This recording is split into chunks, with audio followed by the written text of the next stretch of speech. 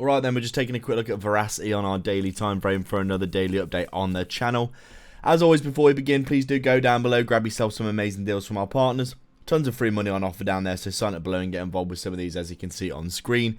So Verasity here coming down as we expected into this good area of demand. We've come down, we've swept this previous major swing low area here. We've obviously seen some demand coming in here with some good big green bullish candles last week. Obviously Bitcoin's kind of chopping around over the past week or so, looking like it's having a little bit of a relief rally out of this area where we had this enormous drop to the downside to around 80k and then bounced, as you can see.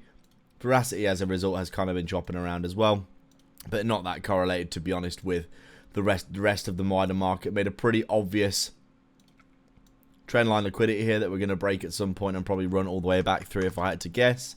You can see obviously we came down below this level, got a bit of a bounce, we kind of ground to the downside, and then we're getting obvious buy momentum in this area, as you can see. Right now Verasity basically just looking like it's waiting for the market to pick up in general. I think Verasity is in a good area for me, continuing to average in, but really not much else to talk about with it over the past few weeks. Looking like we're consolidating at this major swing low after sweeping the liquidity, as you would expect, and I would be expecting us to start moving back up through this area once we do see some bullish momentum back in the market, which I think looks like quite imminent, to be honest. Bitcoin looking like, in my opinion, it's opening up bullish this week and it might start breaking up through some of these resistances. On the daily time frame, which would be interesting, you can see we have got some daily areas here. We broke above this first one, retested, and looking like we want to continue to that next daily gap. So right now Bitcoin not doing too much, but looking like it's consolidating, getting some people buying back in. We're about $12,000 off the low, and I would expect, in my opinion, that we could come up and at least come back up towards some of these higher targets.